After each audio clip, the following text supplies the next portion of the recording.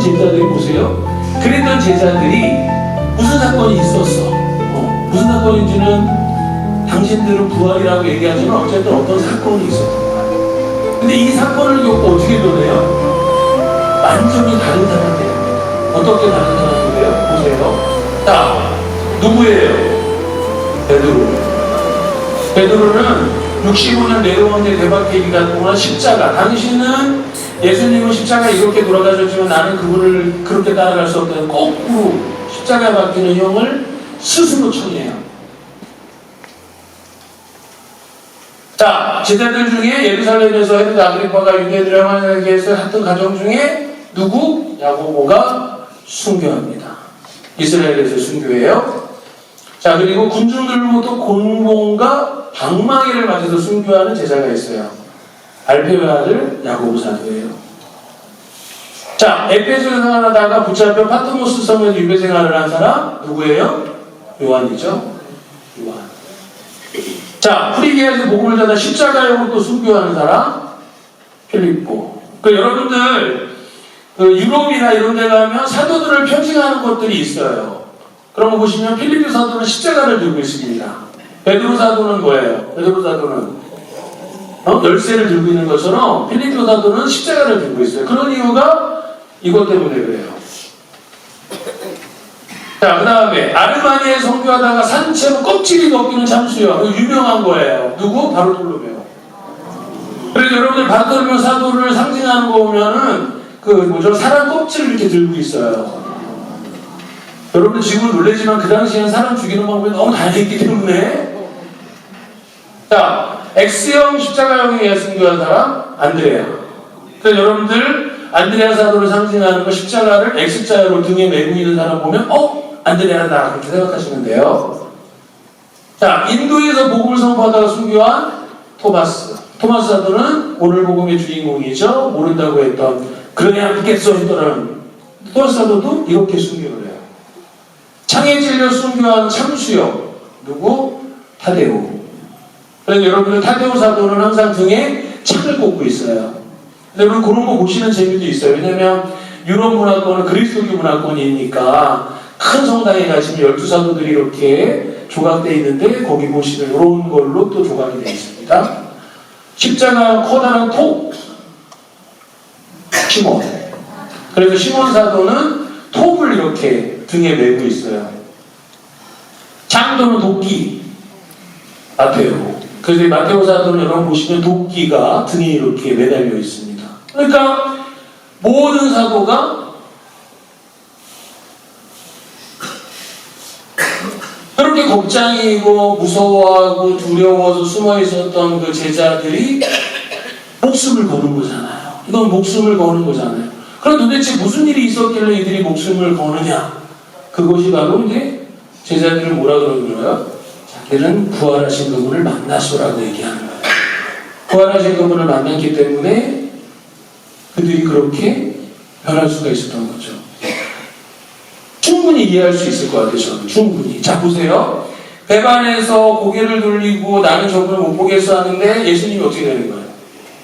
여러 차례 제자들한테 나타나서 당신이 부활했음을 보여주는 거죠. 그러니까 뭐예요, 이 얘기는? 괜찮아. 너희들 나 배반한 거 괜찮아. 아무렇지도 않은 거야. 라고 얘기하는 거죠. 우리가 맨 마지막에 한번 여러분들도 잘 알고 있고 저를 잘 알고 있는 티베레 호숫가에서 베드로와 얘기하시는 그 삼중담화.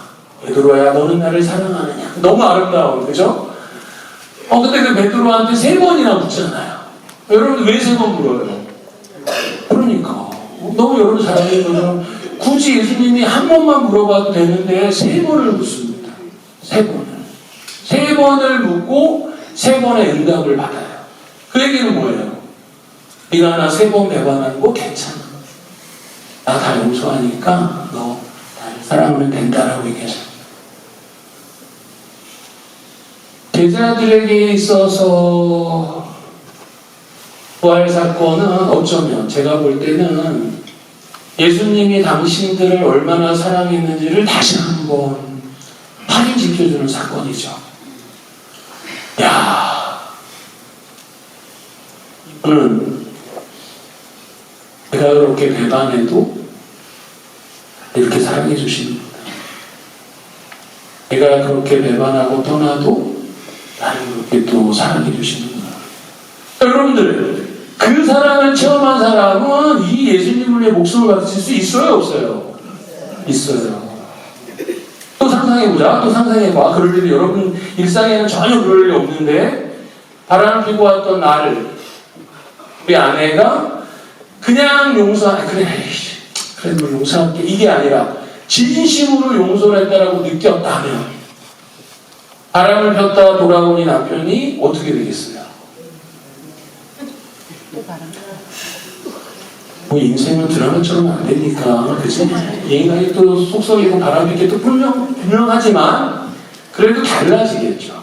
왜냐하면 사실은 부활은 뭐라고 표현할 수 있냐면 죽음을 이기는 것, 그죠? 그 다음에 사랑이, 그리고 용서가 사람을 살리는 거라고 알려주는 거예요. 용서와 사랑이 사람을 살리는구나라는 거. 그게 부활 사건일 수 있는 거예요.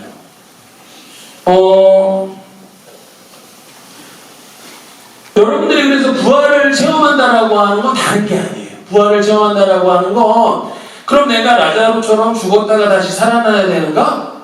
그렇지 않아요. 여러분들 일상의 삶에서 부활을 체험한다라고 하는 건 그런 사소한 또는 작은 사랑과 용서를 체험하는 거예요. 그것이 부활의 체험으로 우리를 초대하는 거죠.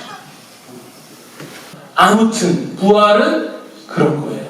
그럼 이 얘기는 뭐야? 이 얘기는 여러분들, 이 얘기는 뭐냐면, 자 보세요. 그 당시 유대인들과 예수님이 이렇게 같이 있었어요. 근데 그 예수님하고 유대인들이 계속 사사건건 부딪힙니다. 대표적으로 크게 부딪힌 게 하느님을 어떻게 생각할 거냐. 그러니까 두 번째, 하느님 나라를 어떻게 생각할 거냐라는 거예요. 이거에서 크게 부딪혀요.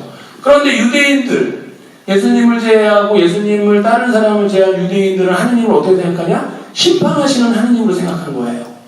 그런데 예수님은 뭐라고 얘기하냐? 심판하시는 하느님이 아니라 용서하시고 사랑하시고 자비하신 하느님이다라고 해요. 그 대표적인 이야기가 뭐예요? 어제 우리 평대성당에서 보여줬던 루카복음 15장의 탕자의 비유 얘기예요. 탕자의 비유는 예수님이 유다인들한테 하느님이 어떤 분인지를 알려주는 거예요.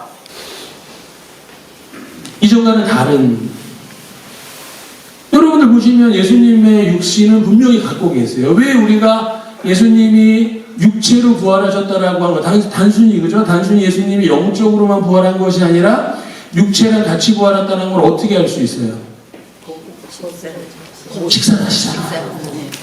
먹을 것을 좀 다오 그러시잖아요. 그리고 예수님이 제자들 앞에서 식사를 하시잖아요.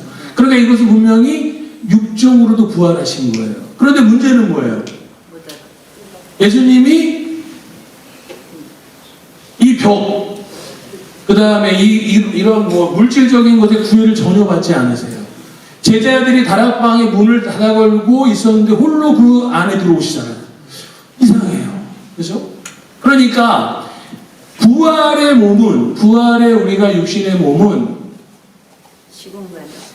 신비스러운 거예요. 그 육신은 분명 육신인데 우리의 이분법적 사고를 벗어나는 거예요. 시간과 공간에 그것도 벗어나죠. 그 다음에 성과 속에 그것도 벗어나죠. 아무튼 그런데 벗어나긴 하지만 그 육신은 분명 새로운 육신으로 오시는 거예요. 그럼 우리도 마찬가지인 거예요. 우리도 산후신경에서 육신의 부활을 믿는 거잖아요. 그러니까 여러분들과 저도 죽으면 하나님 앞에 가는데 우리도 분명히 새로운 몸으로 육신으로 부활할 거예요. 그래서 질문이 생기죠. 신부님, 그때 저는 몇 세의 모습으로 나타나나요? 성형 전의 모습인가요? 성형 후의 모습인가요? 우리 애들이 성형하기 전에 저를 알아볼까요? 질문 생기죠. 생겨요. 분명히 육신으로 저도 부활할 텐데, 그죠? 저도 부활할 텐데 이 얼굴로 나올지, 장동건 같은 얼굴로 나올지 아무도 모르는 거예요. 그런 표정으로 저를 보지 마세요. 신부님 그 얼굴에서 절대 그렇게 안 나와요. 나도 알아. 하나님도 그거 못해. 그거는 몰라요. 어떤 몸으로 나타날지는 모르지만 분명 새로운 몸을 갖고 우리는 주님 앞에 섭니다. 그런데 그러면 신부님, 내가 알고 지냈던 우리 평내성당 신자들은 저를 못 알아볼 거 아니에요? 알아봐요. 아! 상상해. 분명히 장동건같이 생긴 사람이 나한테 말을 거는데, 오! 신부님이다! 이도 진짜라니까. 저런 표정으로 신부님 그런 일은 없다 그랬잖아요. 아마도 저를 가리키는 뭔가의 특징적인 모습을 갖고 온다. 예를 들면 웃음소리를 갖고 온다거나 이 품격 높은 개그를 갖고 온다거나. 죄송합니다. 알아봐요. 그러니까 사실은 우리가 죽어서도 우리가 죽음이 끝이 아니라 새로운 삶으로 옮아감이라고 이야기하는 것도 그런 거죠. 여러분들 만약에 죽음이 끝이고 새로운 삶으로 옮아가는데 우리가 살았던 인연하고 완전히 끊긴다면 그게 무슨 새로운 삶으로 옮아감이에요. 여러분 생각해 보세요. 여러분이 사랑하는 우리 아내, 표정이 안 밝구나. 그렇죠? 사랑하는 우리 가족, 사랑하는 우리 딸, 사랑하는 우리 손자를 죽어서도 만나야지. 죽음 이후에 이 손자와 그런 사랑의 관계가 안 된다면 말도 안 되는 거잖아요. 그럼 우리가 죽은 자를 위해서 왜 기도를 해요? 그건 말이 안 돼. 우리는 죽어서도 새로운 몸으로 부활하더라도 우리가 살아생전에 가졌던 그 사랑의 관계는 계속 유지가 되는 거예요. 그런 부활입니다. 무슨 얘기 아시겠어요?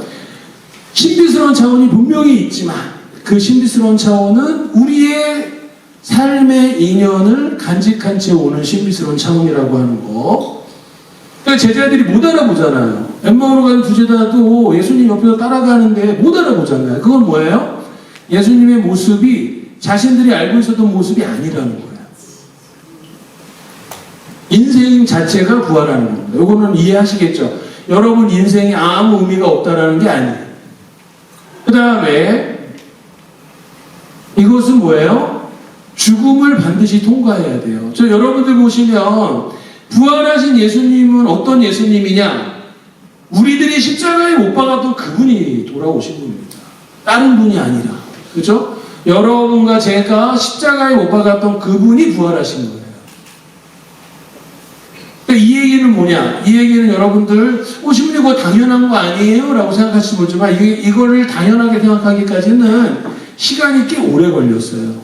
왜냐면 초세기에 어떤 논쟁이 있었냐면 아리우스라고 하는 이단에서 어떤 논쟁을 벌였냐면 예수님은 신이셨기 때문에 십자가상 고통을 겪지 않으셨다라는 얘기를 하는 거예요.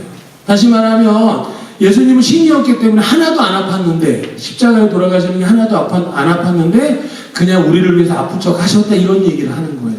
여러분들 지금 들으면 신부가 말도 안 돼요라고 얘기하지만 그 당시에는 꽤 영향력이 있었던 신화조류였어요. 그런데 여러분들 다시 말하면 예수님이 십자가상 죽음을 겪지 않으시고 부활하셨다라고 하면 뭐가 깨지는 거예요? 뭐가 깨져? 가장 중요한 게 깨져요. 뭐가 깨져? 내 머리가 깨져? 뭐가 깨져? 당생의 신비가 깨지잖아요. 그럼 봐봐. 예수님은 하느님이셨는데 사람인 척 했다라고 하면 사람이 되셨다라고 하는 게 깨지는 거예요. 그러니까 이거 말이 안 되는 거예요. 그러니까 하느님이 사람이 되신 그 사람이 되신 하느님이 십자가에서 죽임을 당하셨다라고 하는 거고 그렇게 돌아가신 분이 부활하셨다라고 하는 거예요. 무슨 아시겠어요? 그러니까 이 얘기는 뭐냐? 하느님은 예수 그리스도를 세상에 파견하셨을 뿐만 아니라 파견하신 그분을 십자가에 못 박으셨고 십자가에 못 박으신 그분을 부활시켰다라고 하는 거죠. 그러니까 예수 그리스도는 우리가 교리서에도 고백하는 것처럼 참 인간이시며 참 하느님이시다라고 하는 고백이 나오는 거예요. 그런데 방금 말씀드린 것처럼 이 고백이 나오기까지 시간이 꽤 걸렸던 거예요.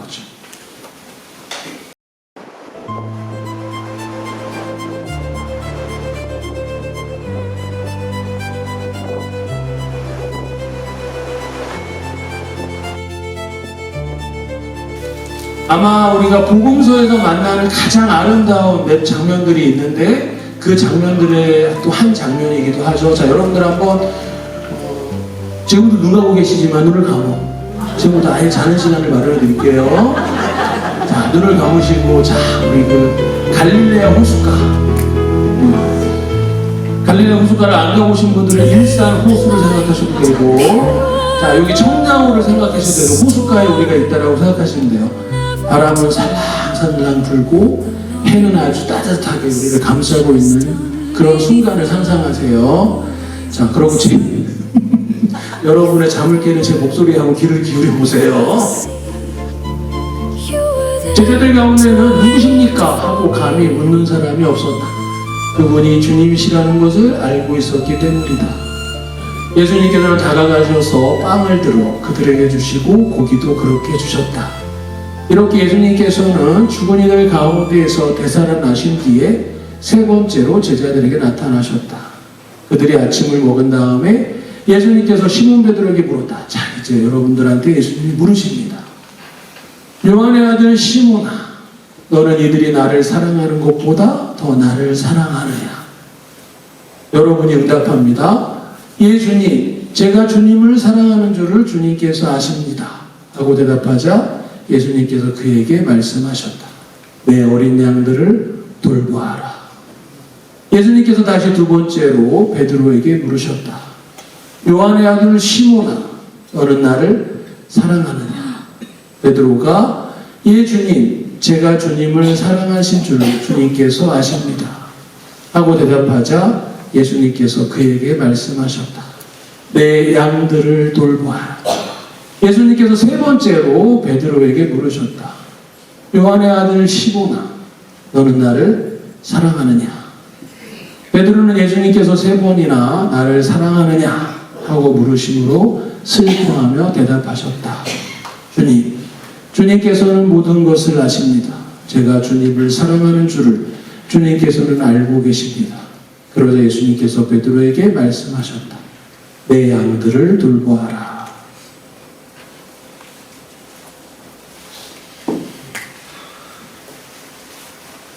자, 이제 눈을 뜨시고 피곤하신 분은 계속 감으셔도 되고요.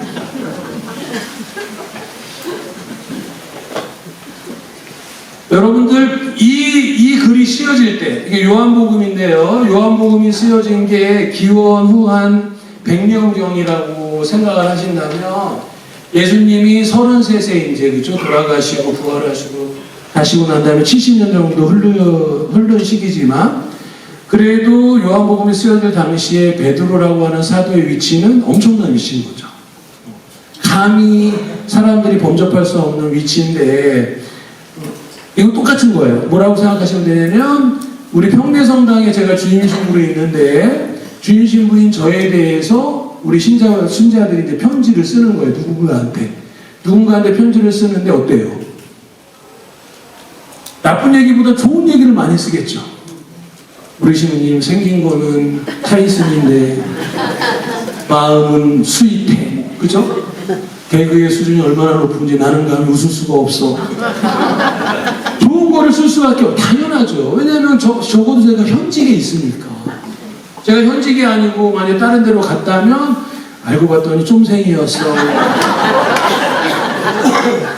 그런데 그렇게 쓸 수는 없어요. 제가 있는 동안 그렇게 쓸 수는 없는데 마찬가지예요.